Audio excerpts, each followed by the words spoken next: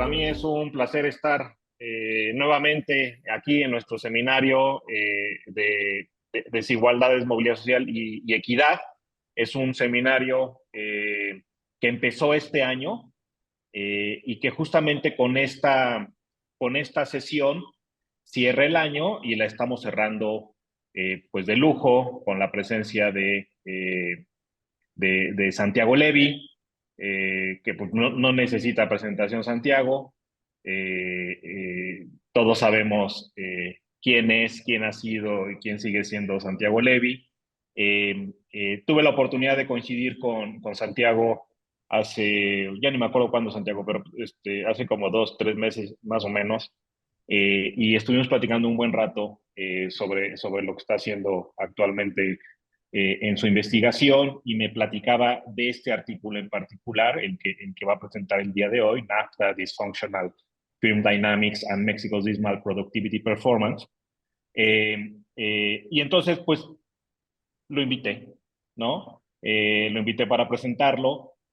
Un poco la idea es que nos cuente, obviamente, sobre el artículo, pero también que al final de la presentación aprovechemos para discutir alrededor, no únicamente de la temática particular del artículo, sino de todas las posibilidades que nos ofrece para acercarnos a discusiones relacionadas con lo que trabajamos en este seminario, ¿no? O sea, temas de desigualdades, temas de movilidad social, temas de equidad. Entonces, pues no me queda más que agradecerte, Santiago, haber aceptado la invitación. En lo personal, ya sabes que te tengo en gran estima y para mí es un placer que nos acompañes. No, hombre, al contrario, muy buenos días a todos y un gusto estar con ustedes. Un agradecimiento en primer lugar a Roberto, pero también al SEI y a la Ibero por esta oportunidad que me da de estar con ustedes. No sé si me van a dar permiso o ya tengo permiso para compartir mi pantalla, creo que ya lo tengo. Entonces voy a hacer esta presentación. ¿Se puede ver? Sí, se ve. Perfecto, la voy a poner en modo presentación. ¿Está así mejor? Así está mejor. Listo. Y bueno, como ya comentaba Roberto, nos encontramos en Brasil en un seminario, estábamos platicando de lo que estábamos haciendo y me comentó Roberto que a lo mejor podía ser de interés para ustedes este tema, que está un poco alejado directamente de los temas de movilidad social, pero que de alguna manera creo que hay una conexión profunda a través de lo que pasa en la estructura productiva. Un segundito, un segundito.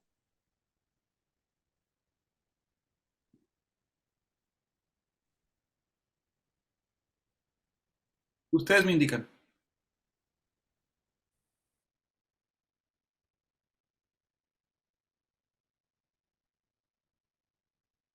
No, está bien, que había rebote. Ahora ya no hay rebote. ¿Sigo adelante o me espero? Sigue adelante, Santiago, disculpe. No, no hay, Sigue adelante. no hay cuidado.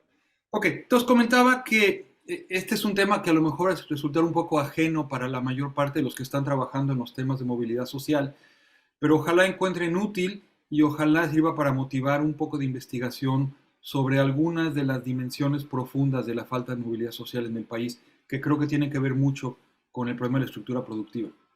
La otra cosa que le comentaba a Roberto antes de empezar es que he estado corriendo un poco y no me dio tiempo de traducir las diapositivas al español, por lo cual les ofrezco una disculpa a todos. Las diapositivas van a estar en inglés, pero la presentación la voy a hacer en español y espero que esta combinación un poco extraña funcione. Motivación. Lo que todos conocemos.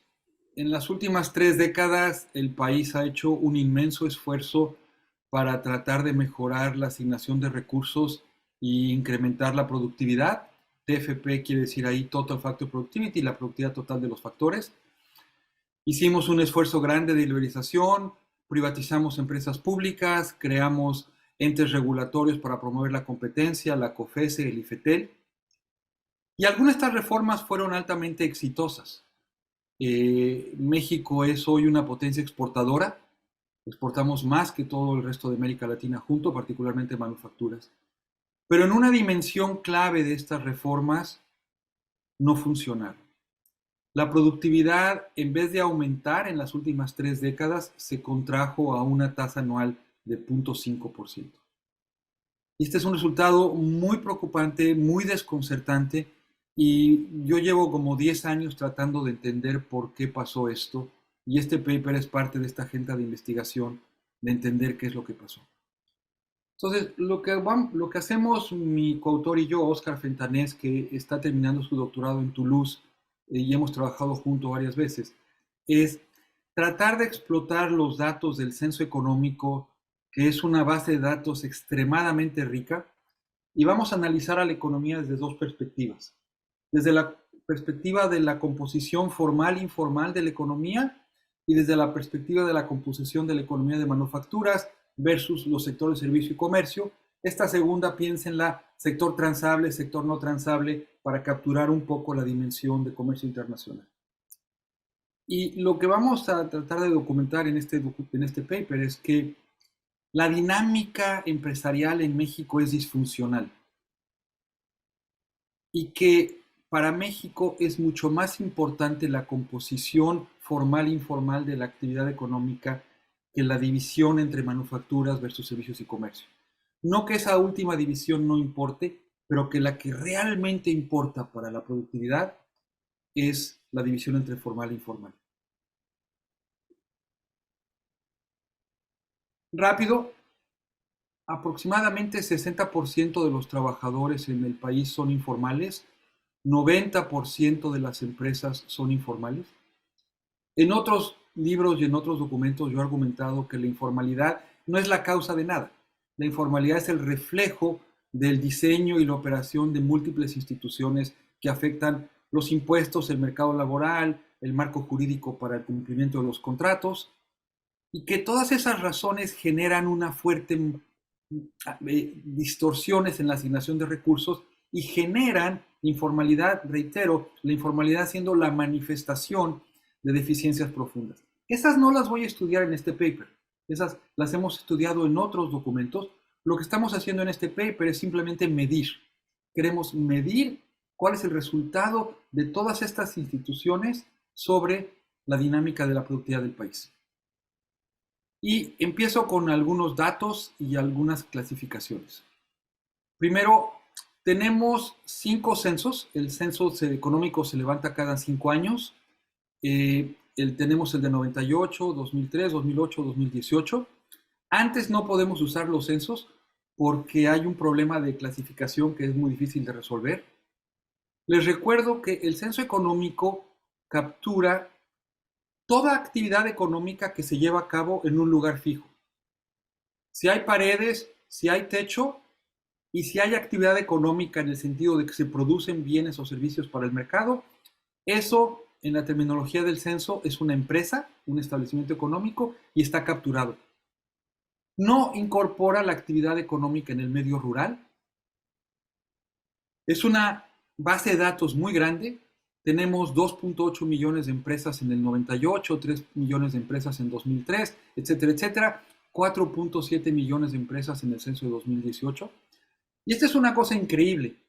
A pesar de que cubre a toda la actividad económica en el medio urbano, como no están los establecimientos móviles, los tianguis, los vendedores ambulantes, la actividad que se lleva a cabo en la calle, el censo solamente captura a la mitad de la fuerza de trabajo.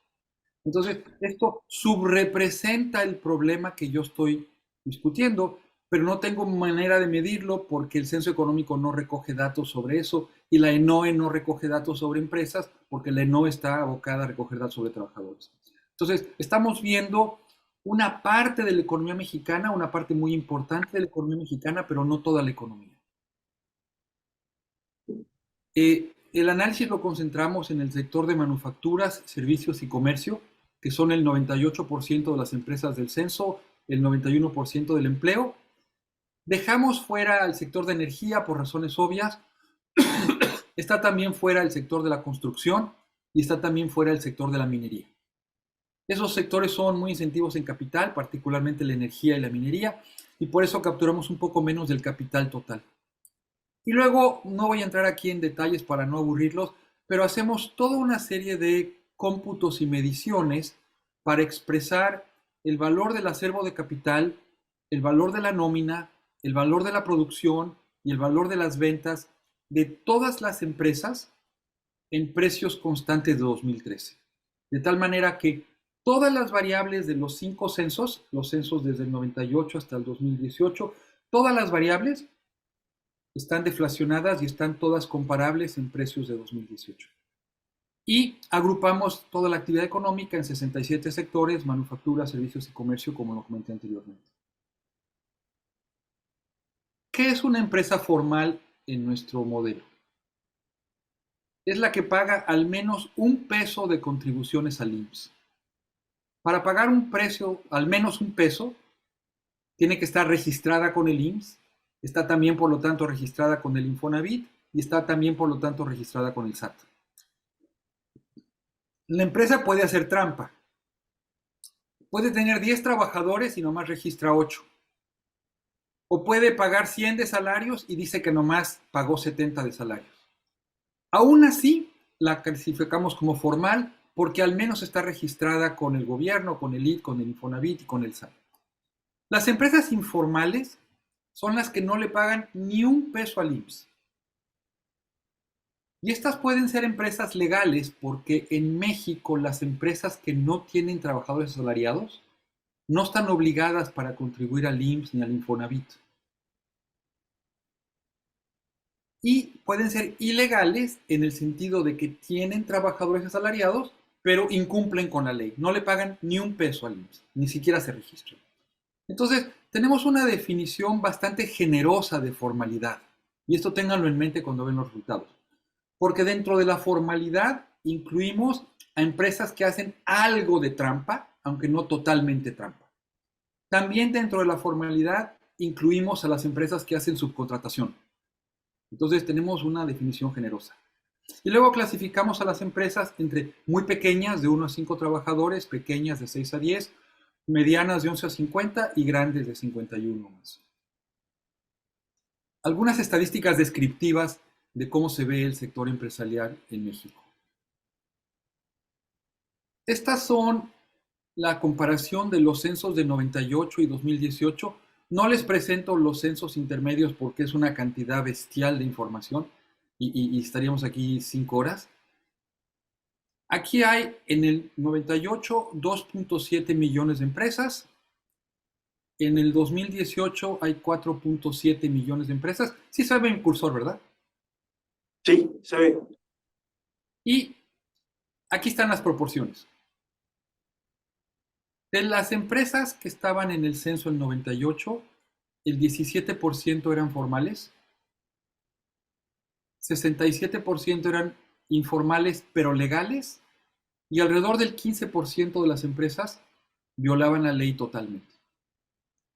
Si las veo por tamaño, el 90% de las empresas tenían entre 1 y 5 trabajadores, y solamente 1% de las empresas tenían más de 50 trabajadores. Si yo veo a la misma foto de la economía 20 años después, lo que encuentro es la formalidad empresarial cayó, hay menos empresas formales en el 2018 que en el 98 y la ilegalidad en la conducta de las empresas aumentó.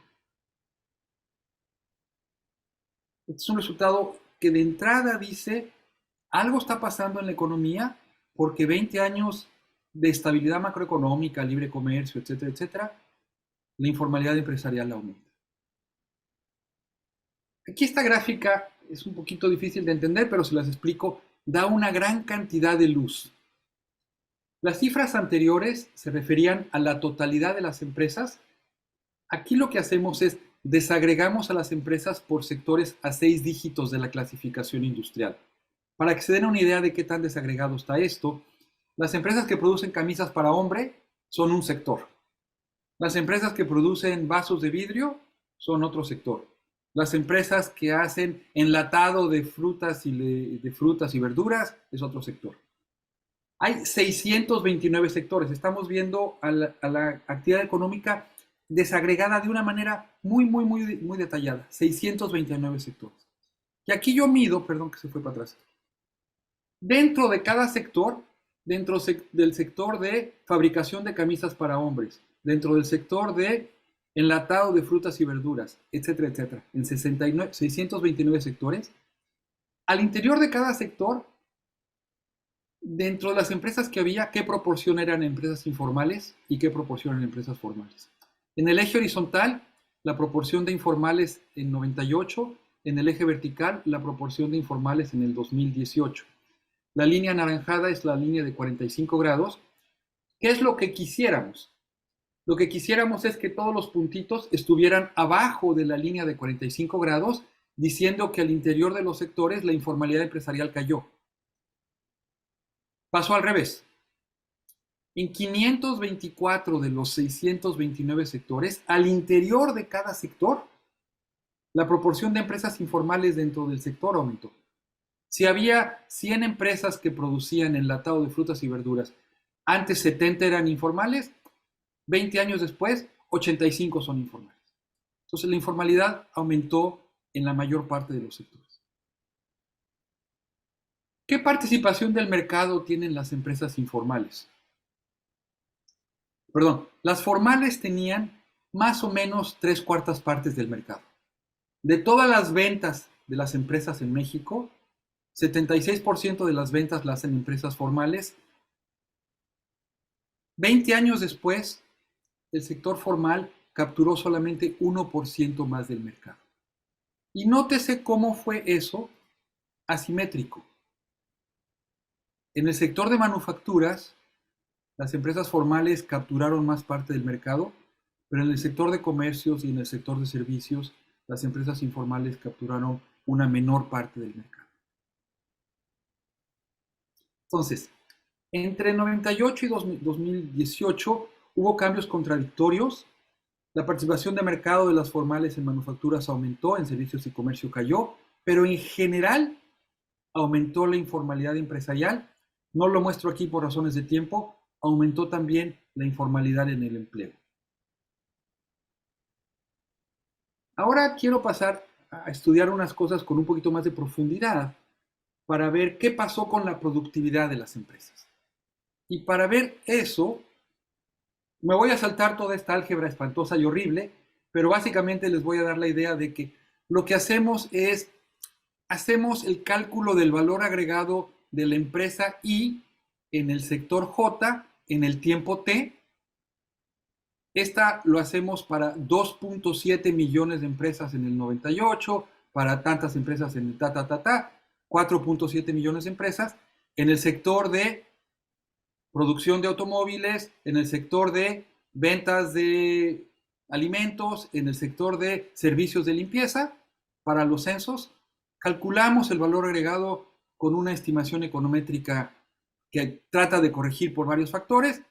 Calculamos el valor agregado y luego simplemente definimos la productividad de una empresa como el valor agregado menos la contribución que hacen el capital y el trabajo a esa empresa. Es la definición tradicional de productividad, en donde simplemente estoy midiendo para cada empresa qué productividad tenía cada empresa. Entonces piensen que tengo 2.7 millones de valores de esto en 2018 y 4.7 millones para el siguiente año. Y ahora voy a hacer unas comparaciones de productividad muy sencillas entre las empresas formales y las informales. Entonces, hacemos unas regresiones para medir la productividad relativa de las empresas formales, en donde el grupo de control es las empresas formales y las informales son las que estamos comparando. ¿Qué me dice esto? Vean solamente los números en rojo. Para todos los sectores, en 1998, las empresas informales eran menos 128 productivas, menos productiva que las formales. Esa brecha se amplía 20 años después. Las diferencias en productividad entre las empresas formales y las informales se amplían. Eso ocurre en las manufacturas, en los servicios y en el comercio. Y eso ocurre aún si controlo por el tamaño de la empresa. Y controlamos también por el sector de la empresa. Controlando por todo eso, lo que encuentran es que esas brechas. Entonces, primer resultado, En promedio, las empresas formales son sustancialmente más productivas que las informales. Segundo resultado, las brechas de productividad se ampliaron entre 2018 y 98. Ahora, en vez de hacer la productividad media, lo que hago es construir la distribución de productividades de todas las empresas. Entonces, están en logs. La línea azul es la distribución de la productividad de todas las empresas en el 98. La línea roja es la distribución de todas las productividades de las empresas en el 2018. La cola derecha son las empresas más productivas. La cola izquierda son las empresas más improductivas. Vean primero qué pasó en la parte alta de la distribución de productividades. La línea roja, 2018, está por arriba de la línea azul y tiene más masa. Hay más empresas productivas en 2018 que en el 98. Y aquí ya no lo pueden ver porque la colita la corté en log 10, pero si sigo la colita roja está un poco más larga, que quiere decir que hay muchas más empresas con alta productividad en 2018. Si nomás viéramos la cola derecha de la distribución, diríamos excelentes noticias. Excelentes noticias. Pero si vemos la cola izquierda de la distribución, la cola izquierda de la distribución también tiene la línea roja por encima de la línea azul, y quiere decir que en 2018 hay más empresas improductivas también que en 1998. El punto aquí es que la distribución de productividades se polarizó. Y vean las medidas de dispersión que tengo en la tablita. La desviación estándar aumentó, la diferencia entre el percentil 90 y el percentil 10 aumentó. El mensaje central de esta gráfica es: lo que pasó en México en estos 20 años es que la economía mexicana, por un lado, un número de empresas se volvieron muy productivas, pero por otro lado, otro número de empresas se volvieron más improductivas. Con estas distribuciones de productividad, quiero enfocarme un poquito. Aquí lo que hago es, le pongo un zoom a la cola izquierda y a la cola derecha. Entonces estoy magnificando las áreas. Si veo la cola derecha, aquí están una gran cantidad de empresas que son más productivas en el 2018 que en el 98. Aumentó su productividad media y son una mezcla de empresas formales e informales. Ahora pónganle atención a la cola izquierda. La cola izquierda está poblada fundamentalmente por empresas informales. Y la participación de empresas en la cola izquierda aumentó. Y la productividad de las empresas informales cayó de forma bien importante. Entonces, si hubiera que utilizar un adjetivo para describir qué pasó en México, el adjetivo sería polarización. Polarización asociada también a la segmentación formal-informal. Y ahora quiero pasar al resultado principal del paper, que es: ¿qué explica las estadísticas descriptivas que les di anteriormente? ¿Qué es lo que pasó con las empresas, con la entrada, salida y crecimiento de las empresas que explican esos resultados? Y para eso, lo que hacemos es construir un panel. Este es un ejercicio que nos llevó 3 años. Un ejercicio brutal. El censo de 2008, de 2013 y 2018, el INEGI le puso a cada establecimiento un número que lo identifica. Y entonces, con ese número podemos saber si el establecimiento estaba en 2008, en 2013 y en 2018, o si ya no estaba. Pero no lo tenemos eso para atrás. Entonces lo que hicimos, Oscar y yo, y hay un paper técnico que si quieren se los puedo compartir, es construimos un algoritmo. El INEGI nos dio la oportunidad de revisar los registros individuales de cada empresa en el censo. Y entonces hicimos un emparejamiento, un match, diciendo lo siguiente: Si yo observo una empresa en Cholula, en la esquina de la calle Benito Juárez con la calle Mariano Escobedo, porque tenemos la dirección exacta, que producía camisas para hombre y que en el 2003 tenía 10 años de edad y en el 2008 tenía 15 años de edad, y si la empresa tiene el mismo nombre, entonces yo digo que es la misma empresa.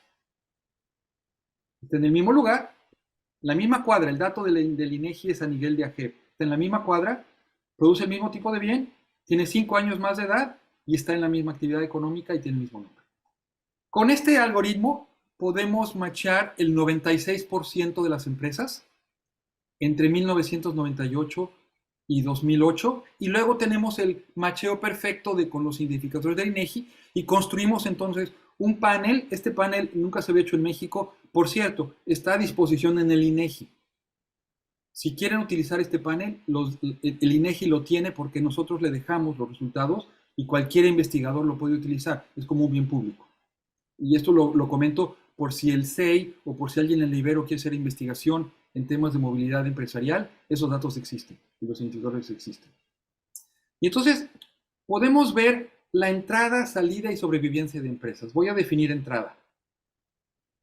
Si yo veo una empresa que está en el censo de 2018, pero no estaba en el censo de 98, entró en ese inter. Fue una empresa que se creó. Si yo veo una empresa que sí estaba en el censo del 98, pero ya no está en el censo de 2018, es una empresa que murió, salió, quebró, la cerraron, no sabemos, salió. Y si yo veo una empresa que estaba en el censo de 98 y también está en el censo de 2018, es una empresa que sobrevivió. Entonces yo puedo ver entrada, salida y sobrevivencia de empresas con este panel. ¿Cómo se ve?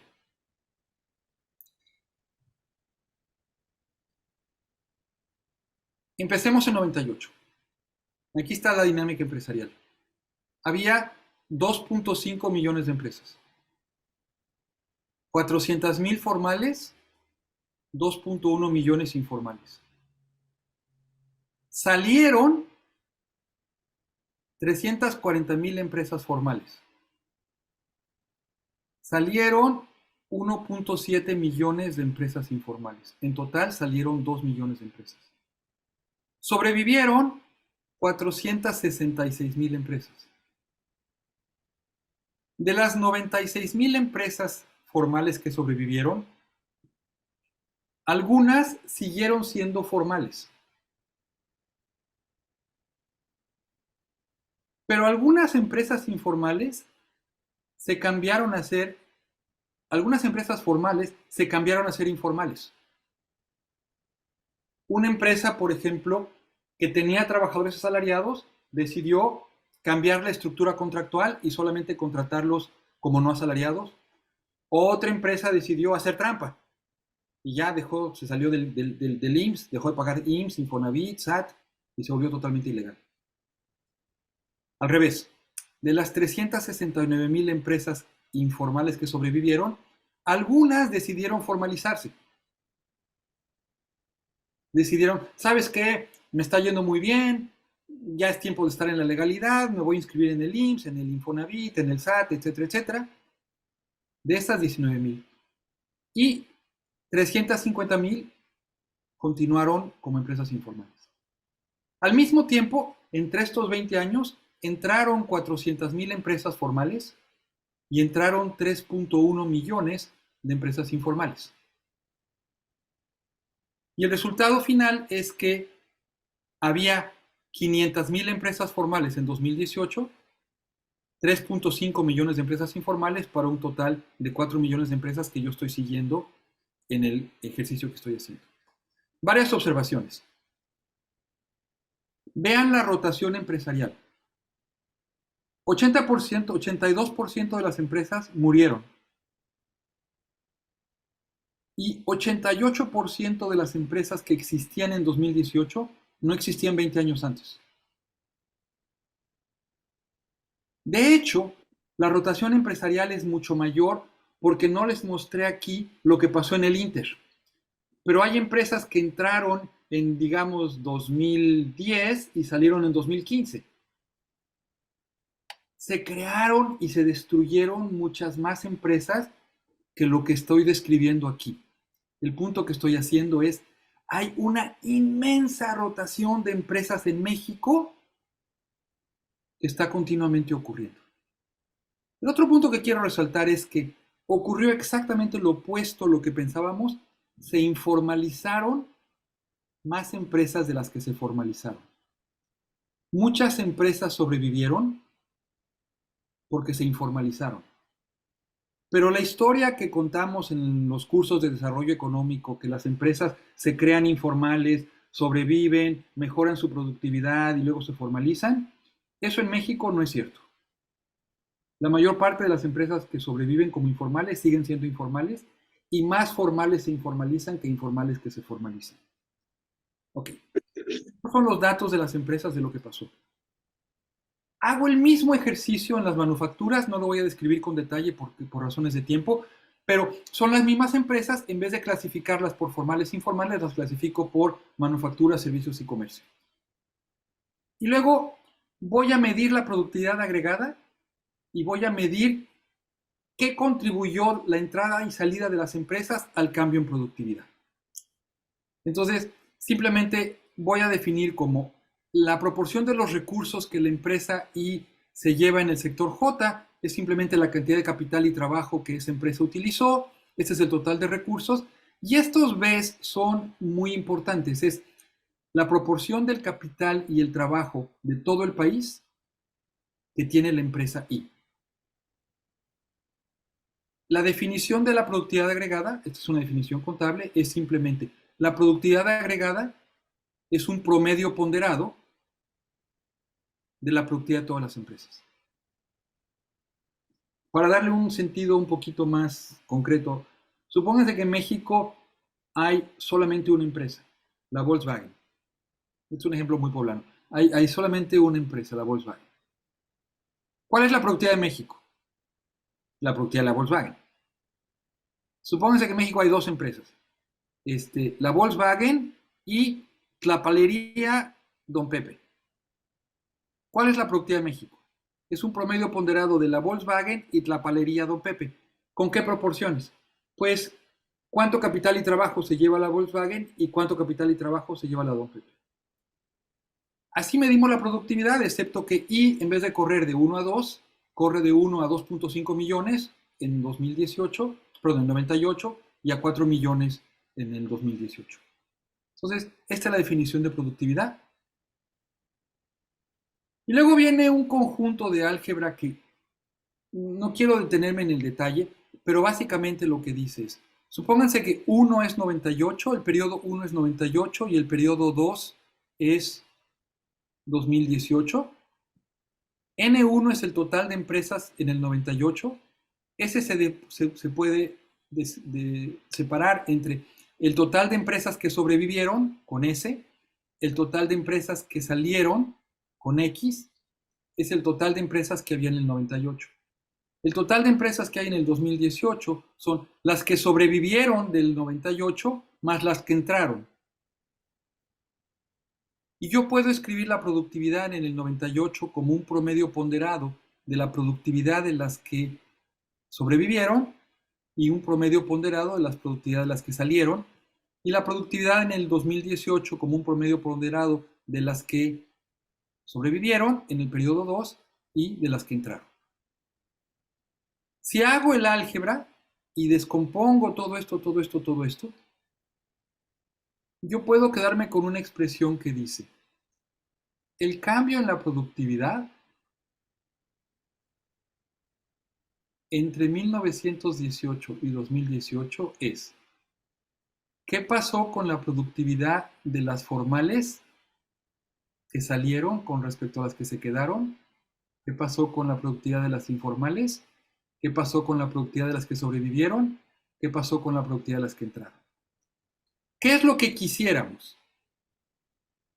Lo que quisiéramos es que este término fuera positivo, que la productividad de las empresas que salen es más baja que las que se quedan.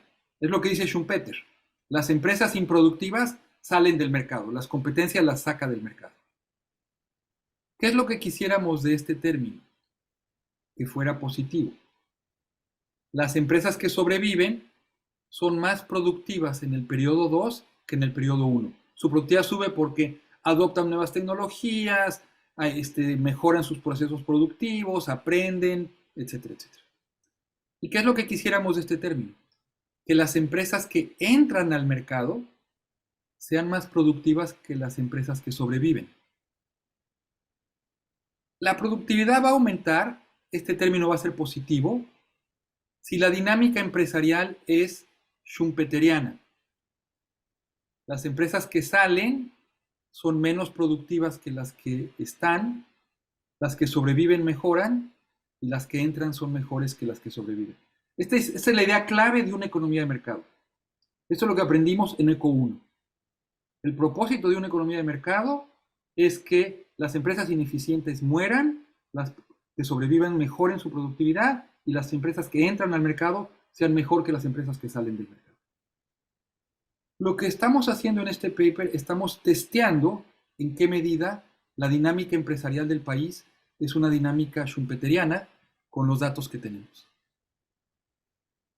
Y aquí están los resultados. ¿Cuánto contribuyó el proceso de salida de empresas al cambio en la productividad?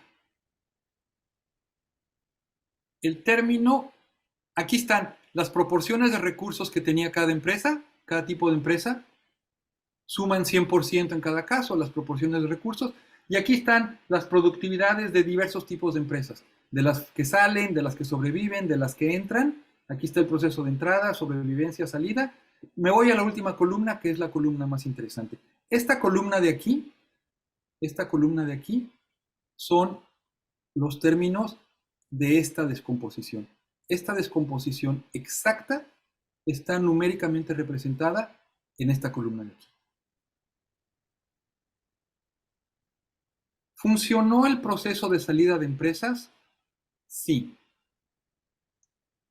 La salida de empresas aumentó la productividad en 35%. No se ve el cursor, ¿verdad? No sé por... Ahí está. Sí, sí se ve. Ok. Por cierto, omití mencionar que como todo esto está en logs, la diferencia en logs es el cambio porcentual. Entonces, todos estos números de aquí los puedo leer en porcentajes. La salida de empresas contribuyó a aumentar la productividad en 35%. La salida de las empresas informales fue muy importante. Salieron muchas empresas informales. Eso es bueno, porque eran muy improductivas. El problema está con el proceso de sobrevivencia. Vean hasta acá abajo qué pasó. La productividad de las empresas que sobrevivió cayó, no aumentó. Y cayó fundamentalmente porque sobrevivieron muchas empresas informales y porque algunas empresas formales se informalizaron. Empresas que deberían de haber salido del mercado sobrevivieron, y la manera en que sobrevivieron como empresas informales. Y luego, vean qué pasó con la entrada de nuevas empresas. La entrada de nuevas empresas redujo la productividad en 38%. Si yo tomo en cuenta la salida aumentó la productividad, pero la sobrevivencia y la entrada bajó la productividad, el resultado neto es una caída de la productividad de 7% en estos 20 años. Y aquí hay el resultado más importante del paper. La dinámica empresarial en México en este periodo fue una dinámica disfuncional. No hubo un proceso de destrucción creativa a la Schumpeter, en donde las empresas que sobreviven son más productivas y las que entran son más productivas y las que salen son las improductivas. Lo que ocurrió es lo que yo llamo creación destructiva. Se crearon una gran cantidad de empresas que tenían menos productividad que empresas que ya estaban. Fundamentalmente empresas informales. Otra forma de dar estos resultados.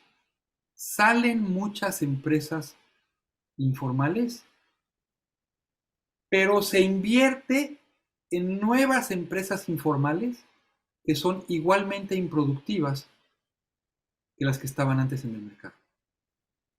El proceso de rotación de empresas es un proceso de rotación totalmente inútil. Sí muere la maderería Don Pedro, que era una maderería informal en Chilpancingo, que era de muy baja productividad. Pero si bien muere la maderería Don Pedro, luego se crea la maderería Don Javier, que es igualmente informal e igualmente improductiva. Y esa rotación de empresas crea empleos que son igualmente improductivos. Esta es la idea central y esto creo, Roberto, Rodolfo, es importante para el tema de movilidad social. El mercado mexicano no está haciendo lo que tiene que hacer desde el punto de vista de que los trabajadores vayan adquiriendo empleos crecientemente más productivos, porque las empresas que se están creando no son empresas que son más productivas que las que están saliendo. Se crean empresas igual de malas que las empresas que ya estaban antes. Y sobreviven una gran cantidad de empresas muy malas. Y algunas sobreviven porque se pasan a ser informales. Muy poquitas se formalizan. Esta gráfica es una síntesis de una tragedia. Realmente es como el gran problema de que en estos 20 años no se logró que el mercado en México cumpla con su función central de subir la productividad. La productividad se estancó en estos 20 años. En nuestros cálculos cayó 7.4%. Un chequeo en nuestros resultados. Si ustedes hacen el cálculo de productividad tradicional midiendo el residuo de Solow con una función de productividad agregada, obtienen la línea roja.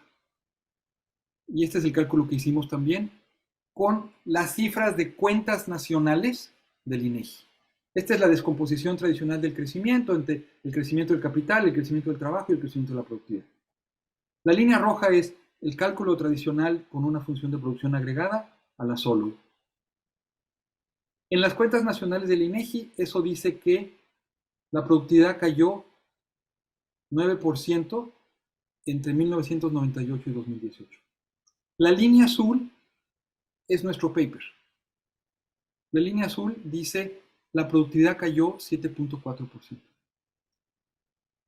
Pero la línea azul ya no es una función de producción agregada con el residuo a la Solow. La línea azul resulta de darle seguimiento a la dinámica de casi 7 millones de empresas con los cambios en productividad individual de cada una de ellas a lo largo de los 20 años. Se parecen muchísimo, la verdad, yo estaba muy entusiasmado, la verdad estoy muy contento porque se parecen muchísimo. La productividad cae más en la función de producción agregada. La razón es que yo creo porque la economía total es más informal que la economía censal. Porque el censo deja fuera, acuérdense, a los tianguis y a los vendedores ambulantes y a toda esa actividad económica que en México es muy grande. Pero el resultado cualitativo es muy similar y nos da confianza de que los resultados son resultados más o menos sensatos.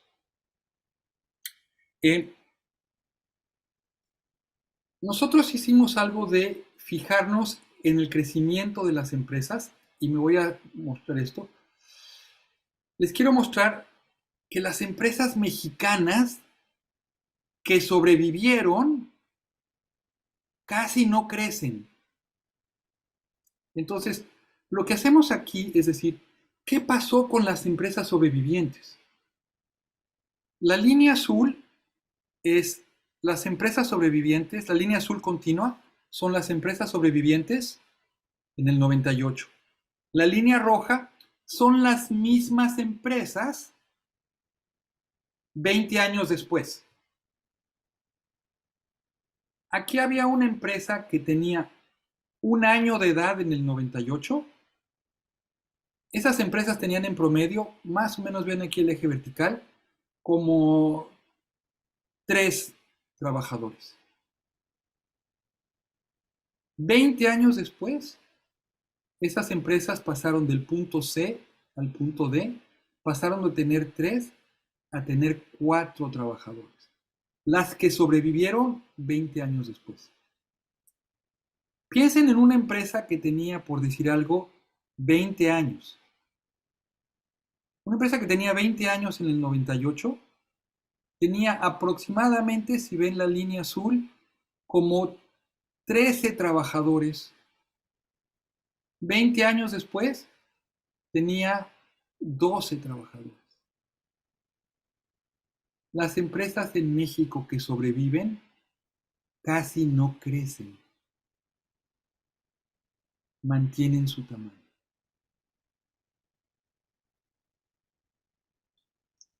Esta es la última gráfica, luego voy a pasar a la parte de manufacturas y voy a cerrar para tener tiempo de discusión porque hay muchos resultados, pero este resultado es un resultado importante. Estas son las distribuciones de productividad de las empresas. En el lado izquierdo está 98, en el lado derecho está 2018, las mismas empresas, excepto que lo que hago aquí es separarlas por tamaño. En verde de 1 a 5 trabajadores, en rosa de 6 a 10, morado de 11 a 50 y amarillito de 50 o más. Las mismas colas derechas y colas izquierdas de la distribución de productividades y los porcentajes que están ahí son la masa, el porcentaje de empresas en cada caso. ¿Qué pasó con el tamaño de las empresas entre 98 y 2018 que tenían 1 a 5 trabajadores? En promedio tenían 1.8 trabajadores, 20 años después tienen 1.9. Las que tenían de 6 a 10 trabajadores tenían en promedio 7.5 trabajadores, 20 años después tenían 7.3 trabajadores. Las que tenían entre 11 a 50, las medianas, tenían 20.8 trabajadores, 20 años después tienen 20.6 trabajadores. Las únicas empresas que tienen mayor tamaño son las grandes. En el 98 tenían 215 trabajadores en promedio y después tienen 253 trabajadores en promedio.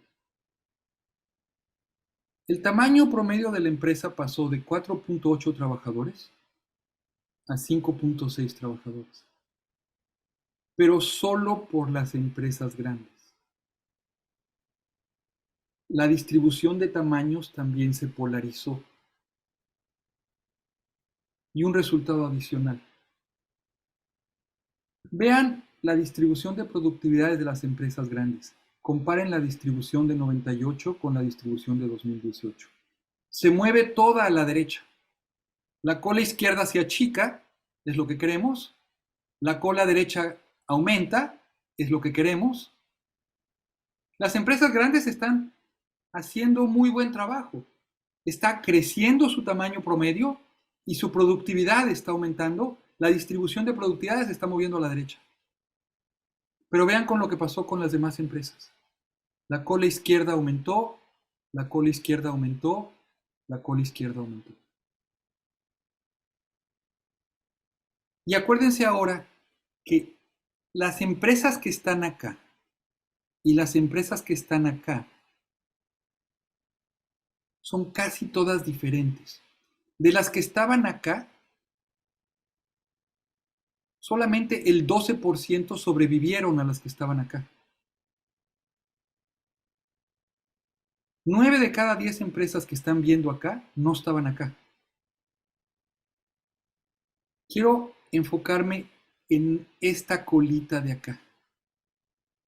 Esta colita de acá son las empresas grandes que entraron al mercado entre 1998 y 2018 y que son responsables por el crecimiento del tamaño de las empresas y son responsables por el crecimiento que esas solitas tuvieron un aumento de productividad. Eso es el Tratado de Libre Comercio. Checamos con el censo y vemos que las empresas que exportan, que en 2018 había 11,000 empresas que eran exportadoras directas. La mayor parte de ellas entraron al mercado después de 1994 y eran 51 veces más grandes que la empresa mexicana promedio. Entonces, aquí hay un efecto muy positivo del TLC. Se crearon unas 10, 12,000 empresas exportadoras de alta productividad, pero el resto de la estructura del país, las medianas y las chiquitas, se estancaron, murieron muchas, entraron otras, y las que entraron eran igualmente improductivas que las que murieron. Esa es un poco la historia de lo que pasó. La otra parte del paper es hacer lo mismo por manufacturas y resto de servicios y comercio. Entonces, esta es la misma descomposición que habíamos hecho antes, pero en vez de clasificar a la economía entre formal e informal, clasificamos a la economía entre manufacturas versus servicios y comercio. No me voy a detener en los detalles, es la misma metodología. Básicamente lo que encontramos es que el sector de manufacturas es de más alta productividad que el sector de servicios y comercio, que el sector de manufacturas sí aumentó su productividad, pero que el sector de servicios y comercio bajó su productividad. Esto es como el sector transable mejorando, pero el sector no transable mejorando.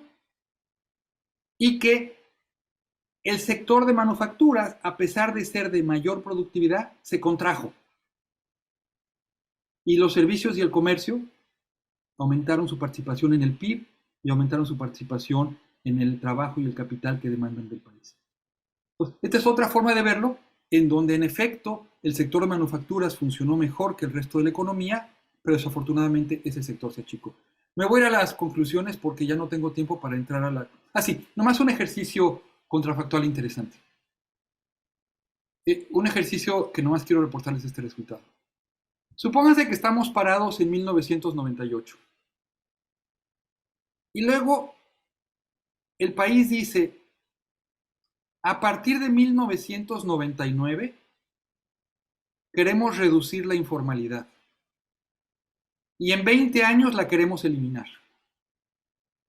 Entonces, el ejercicio contrafactual que hago en el primero es, digo, ¿qué hubiese pasado en estos 20 años si a lo largo de estos 20 años la productividad de las empresas informales converge a la productividad de las empresas formales? La respuesta es, la productividad ha sido 27% mayor. Una forma de pensar esto es, el PIB de México, el PIB per cápita, podría haber sido 27% más alto si no hubiera la presencia de empresas informales, si hubiéramos eliminado la presencia de empresas informales y ese capital y ese trabajo se hubiera destinado a empresas formales. Hago el mismo ejercicio si me pregunto qué pasa si la productividad de servicios y manufacturas hubiera convergido al nivel de la productividad de las manufacturas. La respuesta es 12%. Y aquí hay una conclusión súper importante. Desde el punto de vista de la productividad del país, la composición formal e informal de la economía importa más que la composición entre servicios y manufacturas y comercio.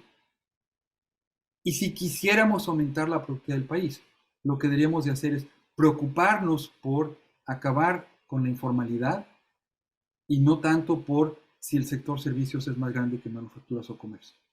Y la razón es muy sencilla, porque aún dentro de las manufacturas hay producción informal que reduce la productividad del país. Concluyo.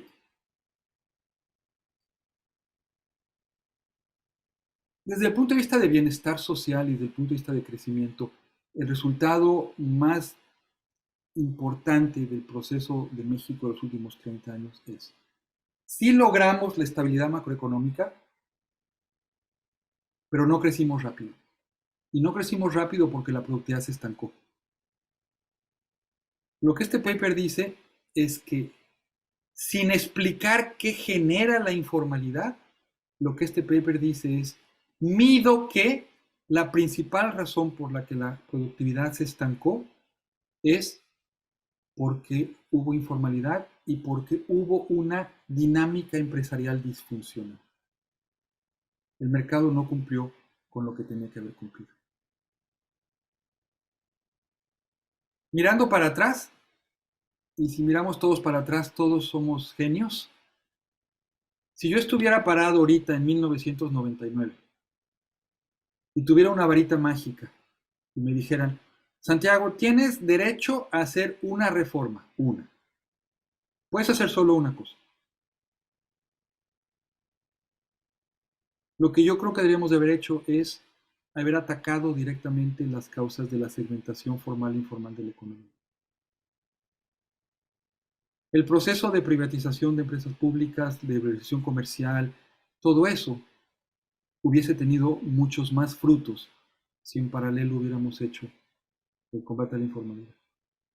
Y lo que quiere decir finalmente es que nuestra economía invirtió, creó empleos, etcétera, etcétera, hizo lo que decíamos que teníamos que hacer, pero no logramos ser más productivos porque no hicimos parte de la tarea que teníamos que haber hecho. Listo. Me comí 52 minutos, Roberto, entonces, perdón que me fui un poquito rápido, hay tiempo para las preguntas y pendiente del diálogo, las preguntas o lo que sea. Gracias por escucharme. No, no, al contrario, gracias a ti, Santiago, como siempre. Eh, yo creo que va a haber muchas preguntas. Lo que no sé, Isidro, si quieres que empecemos de ese lado o de este lado. Tú Bueno, me dices, Isidro. yo tengo una pregunta, acá hay otra pregunta, si quieres empezamos por acá. Vale. Bueno, empiezo yo. Gracias, Santiago, realmente terriblemente interesante y motivante. Yo me pregunto si no hay otra explicación detrás de eso. Si uno ve la explicación de cambio estructural, uno diría el sector en el cual yo estoy capturando la mayor parte de la inversión extranjera directa debería estar robando empleos a los sectores menos productivos. Pero la inversión extranjera directa viene para maquilas, sectores de muy baja productividad con casi nada de valor agregado local. Entonces, en otros países, ese fue el proceso de cambio estructural y ese fue el driver de mayor productividad. Estoy pensando en Corea y ese tipo de países. Pero en el nuestro, por vocación, lo que hicimos fue atraer maquiladoras y nos quedamos en la etapa de maquiladoras. Entonces, esa es la pregunta que yo tengo. Heidi. Hola, yo tengo una pregunta sobre la gráfica que pusiste el primero de la curva de normatividad. Perdón, no te escuché bien. La curva de normatividad que pusiste al principio, tienes 98 y 2018 y dices que y hay como una variación de 0.5 en cada una de las esquinas, las colas. Y dices que eso es la polarización, entonces no entiendo exactamente qué es la polarización en ese contexto, por lo cual tampoco entiendo por qué no has puesto los otros datos que tienes para ver la normatividad, o sea, tienes datos de 2013, por ejemplo, que tal vez son 2 puntos en tiempo y es la variación que existe en estos 2 años, dos periodos de tiempo. ¿Cuáles son los otros periodos de tiempo que puede ver? La gráfica donde pone, el texto donde pones la parte de Schumpeter, gramaticalmente en inglés no se entiende, por lo cual yo la revisaría un poquito porque está un poco confuso cuando tienes los 2 puntos y qué estás diciendo, que la Schumpeter no funciona para México porque México destruye, por lo cual, o sea, sí se entiende cuando estabas explicando, pero el texto en inglés no se entiende. Por lo cual, estás usando como variable externo el efecto de la abertura de la economía mexicana de NAFTA, pero hay otras actividades que hace el gobierno que interviene para que haya más productividad en diferentes colas, en particularmente las colas más bajas. Cuando estás hablando de la tabelería, hay mucha intervención del gobierno para recibir beneficios o permisos para trabajar, por lo cual estás midiendo por sí misma la ineficiencia del gobierno hacia la política pública, por lo cual tengo una pregunta más específica hacia el futuro. ¿Has pensado en trabajar estados, por ejemplo, ya que tienes los datos específicos de donde están traslapados la creación o destrucción de las empresas, si existen niveles estatales y por ahí puedes ver como efectos secundarios, efectos que tendrá los estados en términos de política pública subnacional, por ejemplo, para ver. Y esos son todos. Gracias. Gracias, Aide. ¿Alguna más? Esas son las dos, Roberto, por ahora. Vale, si quieren, tomamos esas, volvemos con Santiago y a la vuelta tomamos las de este lado. Adelante, Santiago, por favor. Bueno, gracias a Isidro y a Heidi por las preguntas, muy buenas preguntas y da para muy buena discusión. Tal vez es más útil, y perdón Isidro si comienzo con Heidi, pero creo que eso va a facilitar contestar tu pregunta primero. Yo no estoy identificando nada en el sentido econométrico. Me fui un poquito rápido tal vez en la explicación. Yo solamente estoy viendo los datos de cada censo y haciendo una descomposición contable. Los datos de cada censo reflejan todas las políticas públicas, gente. Las políticas del gobierno federal, las políticas de los gobiernos estatales, las políticas impositivas, laborales, de competencia, de subsidio al crédito. Todas las políticas públicas que están ahí están metidas en estos datos. Lo único que yo sé es, con base en este paper, hayan sido las que hayan sido las políticas, el resultado fue que persistió la informalidad, que entraron empresas de baja productividad, etcétera, etcétera.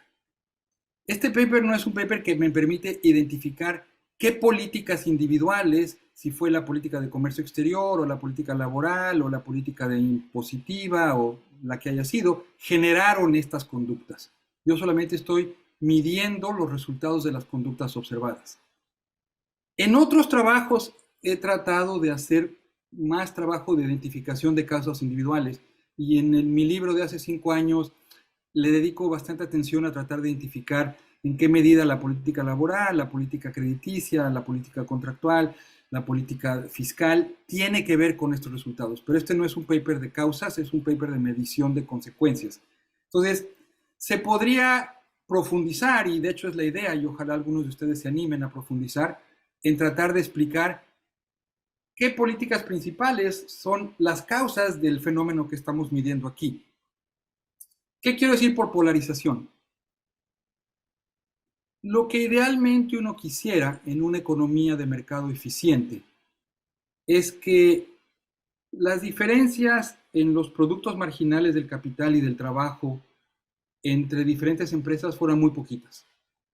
En el abstracto total, un peso de capital y trabajo en una empresa tendría la misma productividad que un peso de capital y trabajo en otra empresa. Entonces, lo que quisieras es que la distribución de productividades fuera lo más angosta posible e idealmente en el mundo de Adam Smith, precioso, perfecto, todo mundo es igualmente productivo. Si no hay fricción y si no hay nada. Al revés, mientras más dispersa está la distribución de productividades, más ineficiencia hay en la economía. ¿Por qué? Porque coexisten al mismo tiempo algunas empresas que tienen alta productividad con otras empresas que tienen baja productividad. Entonces, la polarización de la distribución de productividades lo que te dice es que está aumentando la ineficiencia productiva en la economía, en el sentido de que están coexistiendo empresas que tienen productividades más diferentes que en el pasado. Yo hice el desplazamiento de 98 a 2018, pero tienes razón, Heidi. Se puede hacer de 5 años en 5 años. Puedes hacer, ¿qué pasó de 98 a 2003? Las distribuciones. Puedes hacer de 2003 a 2018, de 2008 a 2013. Lo puedes cortar en pedacitos. Lo que pasa es que es un trabajo inmenso, es una gran cantidad de trabajo. Pero se puede hacer, los datos del censo están ahí, se puede hacer. Pero al final de cuentas, tomando 98 como principio y 2018 como punto final, en esos 20 años, ese es el cambio global en la distribución. Isidro, el hecho de que no haya permeado más inversión extranjera directa en otros sectores es endógeno mismo al conjunto de políticas que yo estoy describiendo. O sea, lo que yo estoy diciendo es, hubo un conjunto de políticas públicas laborales, tributarias, de comercio exterior, y este fue el resultado. Si el conjunto de políticas públicas hubiese sido diferente, ¿cuál hubiese sido el resultado? Difícil de medir, porque hay que ver cuál es el conjunto alternativo. Lo que yo estoy diciendo aquí es que la política pública, Isidro, finalmente fue inconsistente. Por un lado, se hicieron cosas para promover la eficiencia y por otro lado, se hicieron cosas que generaron ineficiencia bajo la manifestación de actividad económica informal. Si hubiera cambiado la política tributaria o de aseguramiento social, tal vez hubiéramos pasado de la maquila pura a otras cosas.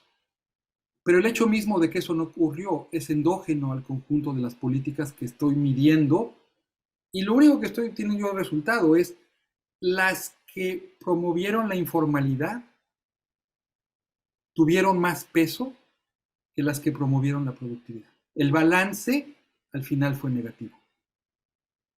No sé si eso ayuda. Sí, gracias, Santiago. Gracias, Santiago. Antes de dar la palabra de este lado, comentar a la gente que nos está siguiendo en el portal de Sobre México que si desean enviar alguna pregunta, lo pueden hacer a través de en las cuentas del SEI, tanto de Twitter como de X, como de Facebook en SEI-MX. Que por ahí ya tengo alguna, pero antes de eso le voy a ceder la palabra. Si te parece bien, Luis, le damos la palabra primero a Rodolfo y después vamos contigo. Adelante, Rodolfo. Estaba primero Luis, pero como quieran. Ah, sí. Pues te la vamos a dar primero a ti porque, por age, porque, la están haciendo por edad, Rodolfo. Tú naciste primero, Rodolfo. Mejor por cabellera. Ok, está bien. Bueno, pues siempre un gusto escucharte, Santiago, y ver cómo profundizas uno de los temas más preocupantes, que es la falta de crecimiento económico, ahora visto por el lado de la productividad a nivel muy micro. Tu principal conclusión, si entiendo bien, es que hay una asociación muy estrecha entre tamaño de empresa, informalidad y productividad. Pero como tú has dicho, no hay una teoría atrás de esto que hable de causalidades. Sin embargo, para traducir tus resultados en política pública, se requiere algún tipo de teoría de qué es lo que causa la formalidad o la informalidad y cómo se elige el tamaño de empresa. Y se me ocurren dos, que tú me dirás qué peso tienen en tu trabajo o en lo que estás pensando atrás de esta información, que llevarían a políticas muy diferentes. Una es que el costo de pertenecer al sector formal es muy elevado en términos de carga fiscal, seguridad social, en general respeto al Estado de Derecho por parte de las pequeñas empresas que suelen ser informales. Y por lo tanto, se escoge estar en el sector informal y al hacer esta elección, implícitamente, para no ser descubierto en la informalidad, te mantienes pequeño y eso limita la productividad. Entonces, ahí tienes una teoría que te diría, pues bajemos el costo de pertenecer al sector formal, por ejemplo, hagamos seguridad social universal financiada con impuestos generales en lugar de contribuciones sobre patrimonios. Pero tienes otra teoría. La otra teoría es que pues cada una de las empresas deciden su tamaño pues en función de una multitud de factores, entre otras cosas, el tener, por ejemplo, economías a escala o poder sustituir o no servicios públicos. Por ejemplo, una empresa manufacturera con economías a escala puede realizar a lo mejor la inversión en una planta de luz porque no hay un servicio confiable de electricidad. Puede poner una vía de ferrocarril que lo conecte al ferrocarril de carga a la red nacional y se evita, por ejemplo, los costos de carreteras pues mal hechas o con mal mantenimiento. En fin, sustituyes con un tamaño de empresa muchos de los problemas de falta de inversión pública. Y eso quiere decir que muchas empresas, sobre todo las pequeñas, no pueden sustituir estos servicios públicos y lo que hace falta es inversión pública en infraestructura que las lleve a tamaños más grandes y a que salgan de la informalidad. Desde tu perspectiva, porque llevan a políticas públicas muy diferentes para la formalidad, el tamaño de empresa y la productividad, ¿cuál consideras lo más apropiado que refleja tus preocupaciones?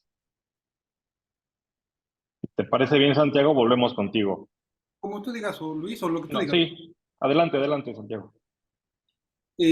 Gracias, Rodolfo.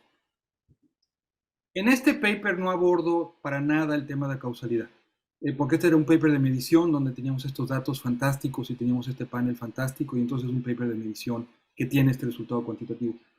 En mi libro de 2018 hablo mucho de causalidad, y trato de citar la evidencia econométrica que tenemos de diferentes papers que han tratado de hacer identificación causal de algún factor individual.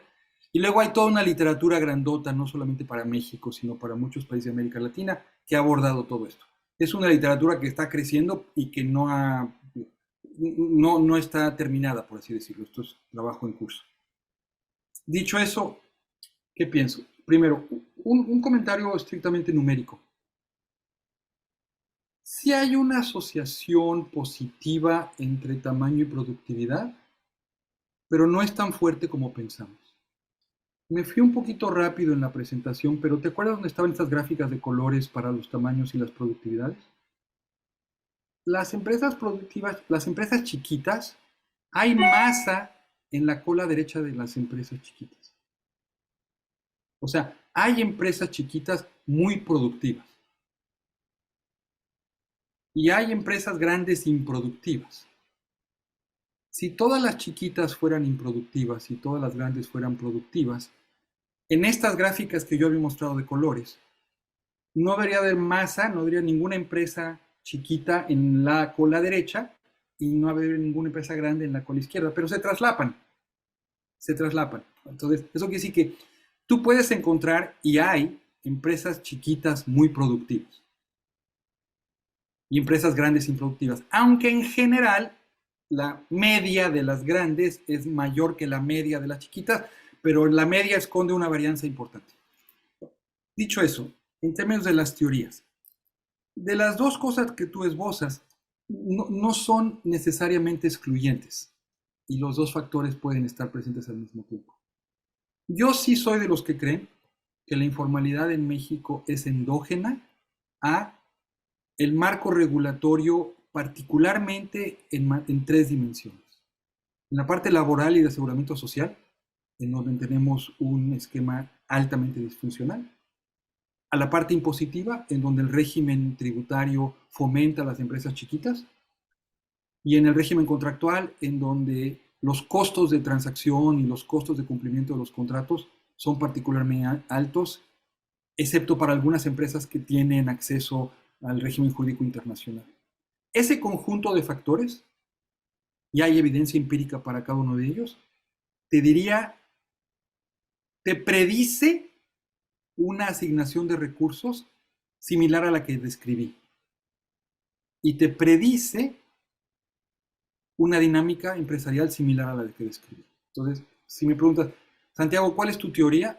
Mi teoría es un conjunto de instituciones disfuncionales, algunas en la parte laboral y de seguridad social, otras tributarias, que llevarían a un conjunto de políticas públicas, sí, como la que tú dices, Rodolfo, de seguridad social universal, pero no solo eso, también tenemos que trabajar en la parte contractual y también tenemos que trabajar en la parte tributaria. La parte tributaria y de seguridad social, de hecho, irían mucho de la mano, pero dan toda una visión de políticas públicas, además muy relevante para los temas de movilidad social que trabajan ustedes. Déjame llamar a tu teoría 2, la teoría de infraestructura pública y acceso a infraestructura. ¿Mejoraría la productividad si hay más infraestructura pública? La respuesta en general es sí. No siempre, porque si hacemos obras faraónicas en lugares en donde no las necesitamos, pues no. La productividad del tren México-Toluca es cero. y la contribución de la infraestructura pública de ese tren a la productividad en México es cero. Entonces, no todas las inversiones en infraestructura te van a aumentar la productividad, pero bien hechas las inversiones en infraestructura, en principio sí tendrían un impacto positivo.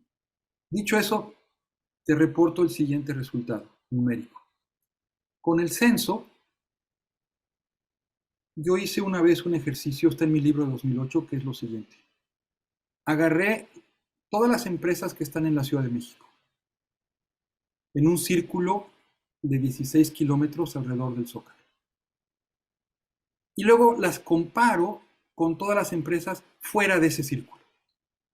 Y lo que digo es, la infraestructura en la Ciudad de México de transporte, de telecomunicaciones, financiera, jurídica, es la mejor del país. Comparo la formalidad y la informalidad de las empresas en el centro del país con la formalidad y la informalidad de las empresas fuera del centro del país. Y la respuesta es que son muy parecidas. Entonces, mi lectura de esa evidencia es que la infraestructura te va a subir el nivel de productividad de todos al mismo tiempo. Mientras que tu primera teoría te va a cambiar la rentabilidad relativa de operar formalmente versus informalmente. No solo por los temas de fiscalización que tú comentas, que si crezco me van a detectar, etcétera, etcétera, sino por algo poco notado en la legislación mexicana, en donde tú puedes ser una empresa informal sin ser ilegal. Porque la legislación mexicana dice que si tú te estructuras como una empresa sin contratos asalariados, no estás obligada a contribuir al IMSS, ni a contribuir al Infonavit, ni cumplir con el salario mínimo, ni observar las regulaciones de despido de la defensa del trabajo. Y esas empresas, Rodolfo, son las empresas más comunes del país. La empresa con contratos no asalariados, con una estructura contractual que probablemente es una empresa familiar, en donde no hay relaciones asalariadas y distribuir su... Eso es endógeno mismo a la estructura de incentivos. Porque el tener otra estructura contractual, en efecto, como tú dices, te cambia tus costos laborales y tus costos fiscales de una manera brutal, en flujo y en contingente. Entonces, sintetizo toda esta respuesta súper larga en tus dos teorías no son inconsistentes. La primera es mucho más importante que la segunda para explicar la división formal e informal. Y en términos de políticas públicas, yo sí creo que el tránsito a la seguridad social universal sería el cambio de política pública que por sí solo más haría para aumentar la productividad del país, sin ser el único que se tiene que hacer. Y que en la parte tributaria y en la parte contractual también tenemos tarea. Paro aquí porque si no... Gracias.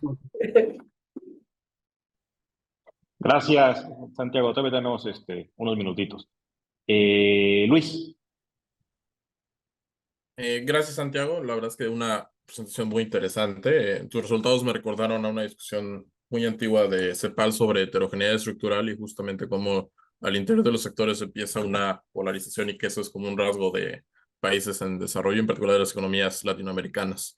Yo tengo un par de dudas un poco conceptuales y de la base de datos, porque el censo y en general todas las encuestas de INEGI pues, sabemos que como tal no ven empresas, ven establecimientos, ¿no? Entonces, o sea, pensaríamos, por ejemplo, que hay empresas verticalmente integradas con distintos establecimientos en donde puedes tener desaparición de unos establecimientos porque los absorbieron al interior de otro. O sea, ese tipo de efectos estarían también explicando parte de las transiciones que se ven, ¿no? Entonces, mi duda es si en realidad lo que estás pensando como firmas o firms son pues, en realidad establecimientos, ¿no? Y lo digo un poco por experiencia de haber lidiado con esas bases de datos.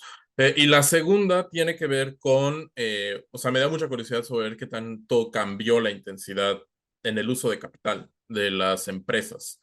O sea, ya sea medida por la razón capital trabajo o capital producto, pensando eso como o sea, como en dos sentidos. Uno, que puede ser que la productividad se haya estancado porque las firmas no invierten, o sea, básicamente no están tecnificando por alguna razón que tendríamos que investigar por qué no están invirtiendo en automatizarse o en meter más capital por trabajo. O otra razón justo es ver la vulnerabilidad a procesos de automatización de la fuerza laboral, ¿no? O sea, qué sector está más expuesto, ¿no? Entonces, imagino que tienes esos resultados porque viendo los datos, pues tienes el acervo de capital por firma, entonces me da mucha curiosidad ver qué te salió ahí. No, gracias, Luis. Muy buenas preguntas las dos. Empiezo por la segunda lo tengo inmediato. En efecto, medimos la intensidad de capital de toda la economía censal. Por economía censal me refiero a la parte de la economía que vemos en los censos que medimos nosotros. Y si tú ves el cociente capital-trabajo de 2018, es como 15, no me acuerdo bien, 15 o 20%, no me acuerdo bien, pero entre 15 y 20% mayor que el cociente capital-trabajo de 98. Entonces, a nivel de la economía censal, la intensidad de capital de la economía aumentó. Y lo que es notable es que tienes un aumento en la intensidad de capital y un estancamiento de la productividad. Ese aumento en la intensidad de capital no es parejo a lo largo de todas las empresas. Hay una gran varianza. Y lo que ocurre es, las empresas formales se hacen más capital intensivas, las empresas informales se hacen menos capital intensivas. Entonces, lo que está ocurriendo en la economía es, se está invirtiendo proporcionalmente más en las formales, pero como son muy capital intensivas, no están creando muchos trabajos, y se está invirtiendo poco menos en las informales, que son poco capital incentivas y donde están generando la mayor cantidad de trabajo. Este resultado, lo que preguntó Luis, Roberto y Rodolfo para el tema de movilidad social, es fundamental, porque es en dónde y qué tipos de trabajo se están creando por parte de las empresas mexicanas.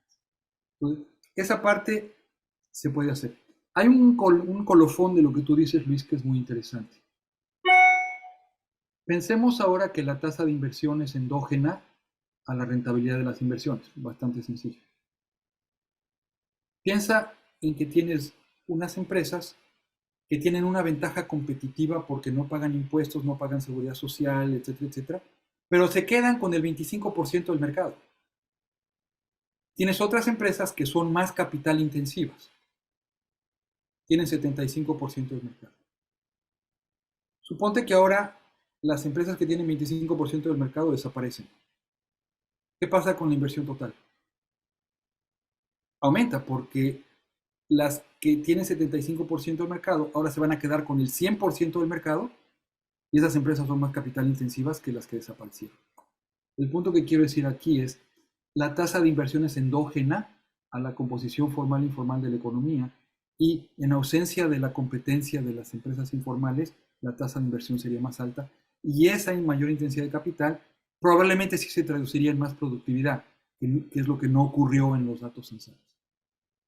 Tu primera pregunta es correcto, tienes razón, y yo estoy midiendo establecimientos, no estoy midiendo empresas.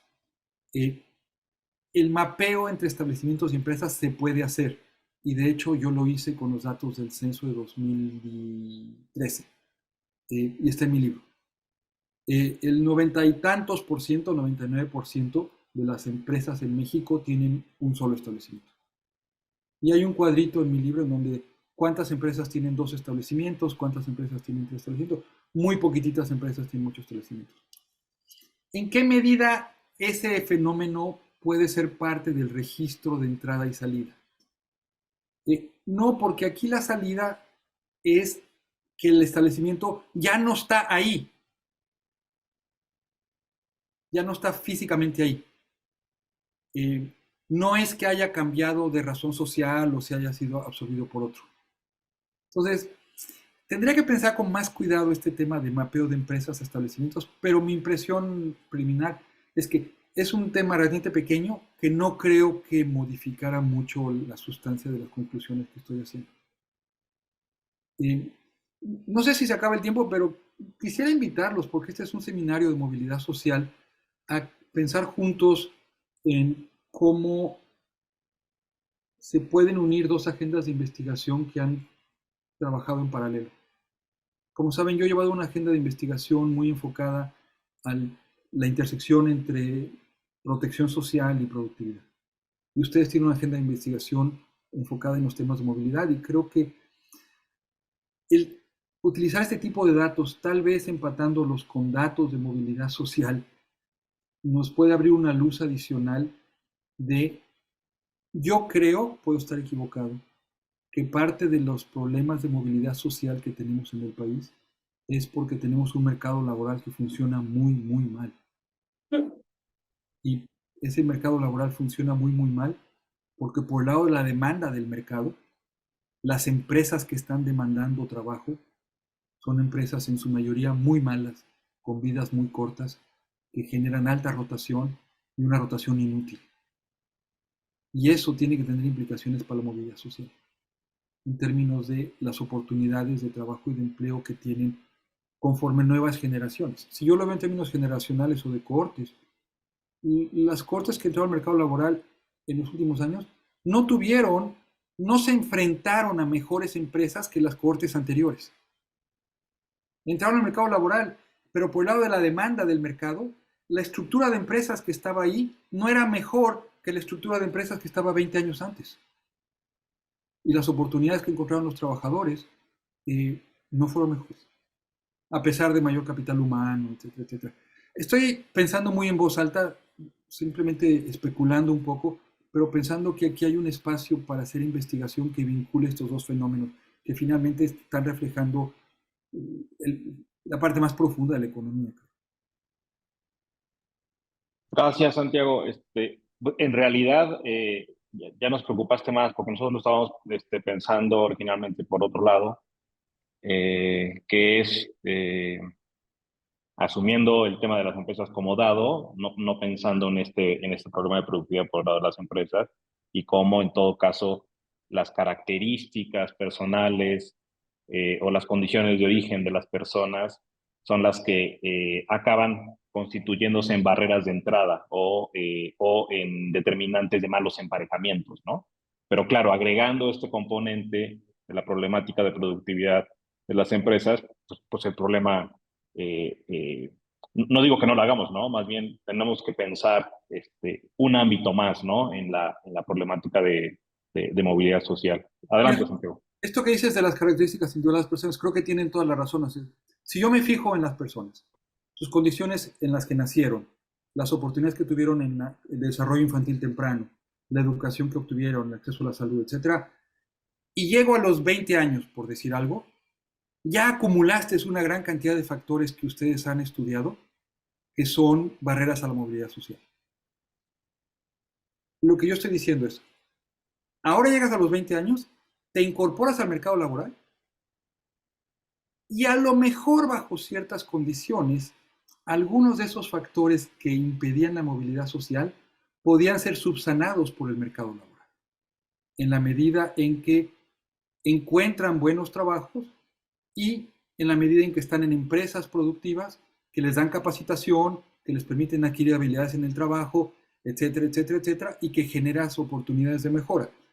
No va a corregir totalmente todos los rezagos que acumulaste entre 0 y 20 años, pero los mitiga. Lo que yo creo que pasa en México es que el mercado laboral no hace nada de eso. En otro paper con Luis Felipe López Calva, que muchos de ustedes conocen, lo que mostramos es que los retornos a la educación en México están cayendo. Están cayendo porque las empresas informales no demandan todo este capital humano que está generando el sistema educativo mexicano. Y es otro factor que limita, yo creo, la movilidad social. Entonces, en efecto, es como sumarle a su agenda, Roberto, es como sumarle a su agenda una dimensión adicional que dice en qué medida el mercado laboral arregla o corrige eso, pero ya no visto desde la perspectiva del capital humano de los que están en el mercado laboral, que en gran medida está dado cuando ya llegaron al mercado laboral, sino visto de con qué empresas se enfrentan, quién los contrata, bajo qué condiciones los contratan y qué oportunidades tienen ya que están trabajando. Y Así es, Santiago. Tenemos un problemón. Sí. Oye, Santiago, antes de cerrar, no quisiera dejar de colocar una pregunta que nos llegó del portal de Sobre México y que está en parte relacionada con esto último que estamos discutiendo. Es una pregunta de Domingo Hernández y él dice, nos pregunta qué opinas de la afirmación de que la poca productividad se debe a la falta de educación de la población. Y dice, porque en todo caso lo que Santiago afirma es que más bien se debe a la informalidad de las empresas, ¿no? Te la dejo ahí para que comentes al respecto. No, muchas gracias por Domingo por su pregunta. Es una pregunta súper relevante y es una pregunta que, la verdad, yo he dedicado mucho tiempo. Yo no encuentro evidencia empírica en los datos mexicanos que la falta de capital humano es la razón por la cual la productividad no ha crecido. ¿Por qué digo eso? Primero, porque los retornos a la educación están cayendo. Si tú dijeras, oye, faltan gente con preparatoria o falta gente con universidad, no hay suficiente gente con educación superior y por eso las empresas no son más productivas, lo que debería estar pasando es que el retorno a la educación debería estar subiendo, el pago a la universitario respecto al que tiene educación primaria debería de estarse ampliando, que por cierto es lo que pasó en Estados Unidos. En México ocurrió lo opuesto. Y a lo mejor pueden decir, sí, Santiago, pero lo que pasó es que se crearon una gran cantidad de universidades patito y la calidad de la educación es buena y entonces no estás midiendo calidad, estás midiendo cantidad, etc. En un paper que, si quieren, se los mando, no fue este paper, en otro paper, intenté hacer esta medición a nivel de cohortes. Y dije, ok, bueno, si la calidad de la educación está cayendo, los cohortes anteriores, por definición, tenían educación de mejor calidad que los cohortes nuevos. ¿Estamos de acuerdo? Eso es lo que quiere decir que la calidad está cayendo. Que antes era mejor que ahora. Entonces, los cohortes más viejos, al menos para los cohortes más viejos, los retornos a la educación deberían estar subiendo. Y la evidencia dice que eso no es cierto. Los retornos a la educación, al menos para los cohortes más, además para los cohortes más viejos, están también cayendo. Último pedazo de evidencia empírica por razones de tiempo.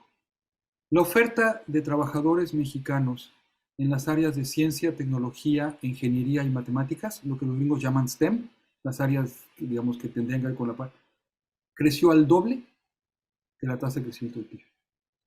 Entonces, no veo. Sé que hay muchos papers de que el capital humano es muy importante para la productividad. Yo estoy de acuerdo.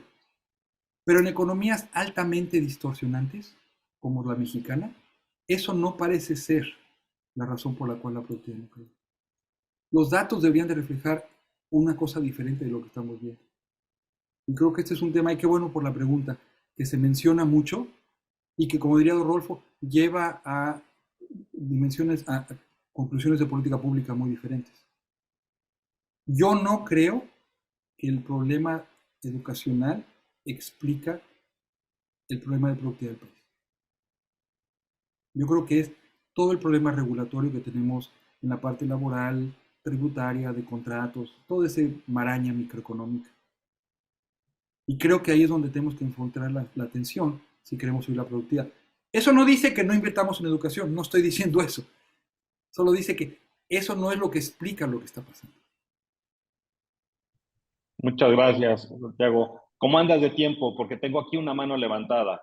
No, sí, si ustedes tienen tiempo. Pensé que que a la 1:30 tenían que cerrar, perdón, que después de 1:30 a las 2:30 de ustedes, pero si hay otra pregunta, con mucho gusto. Perfecto, muchas gracias, Santiago. Ahí Mariana, tienes la mano levantada. Sí, muchas gracias, Santiago. Es una pregunta breve. Me gustaría saber tu opinión. Por ejemplo, aquí en el CEI estudiamos mucho lo que es la exclusión laboral.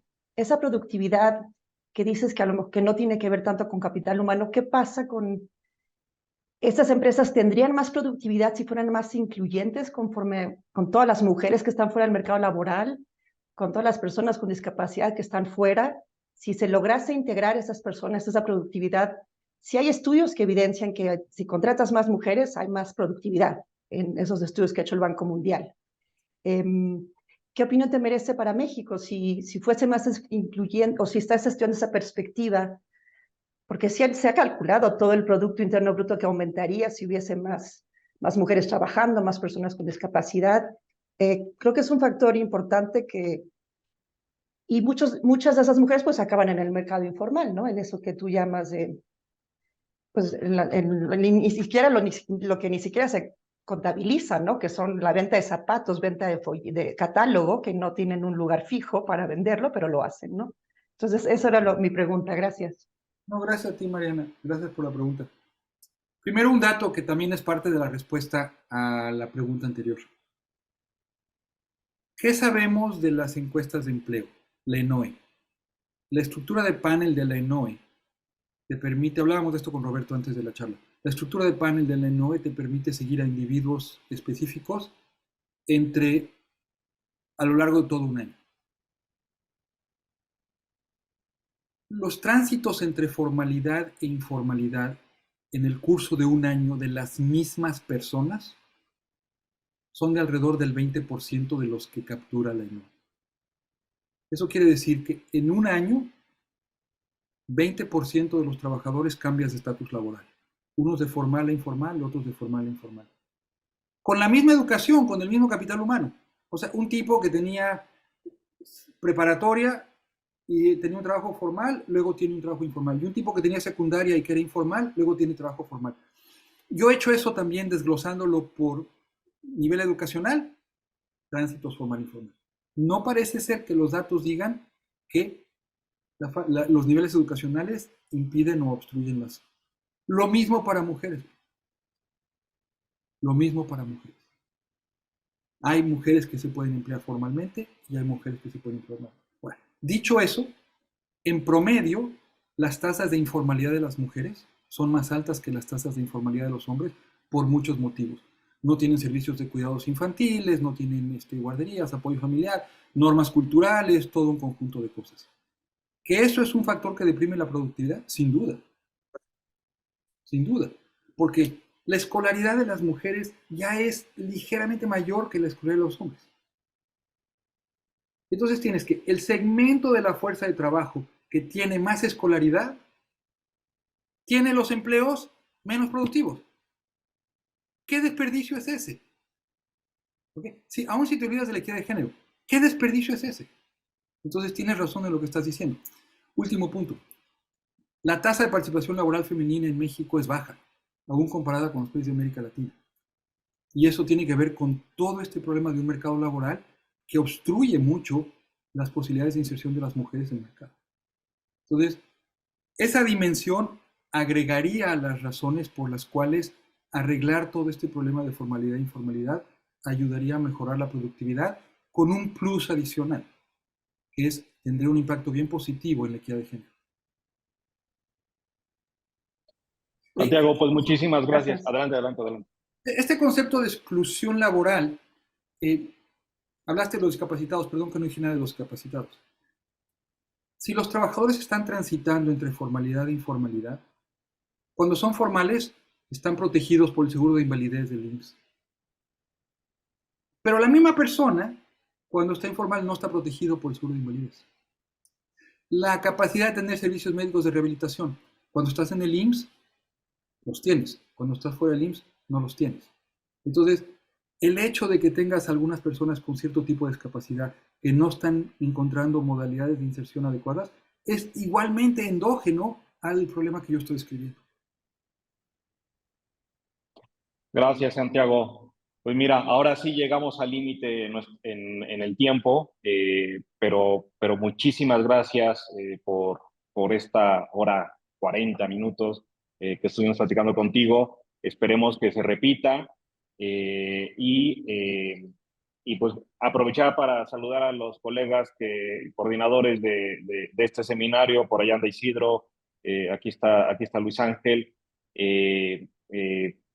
Con presentaciones como esta, obviamente nos dan ganas de mantener vivo el seminario por mucho tiempo más. Entonces, te agradecemos mucho, Santiago, y le deseamos a toda la audiencia lo mejor para el cierre del año y pedirles que estén atentos para lo que viene para el próximo año en el marco del seminario. Gracias. Gracias por la oportunidad y un saludo para todos. Muchas gracias. Gracias, Santiago.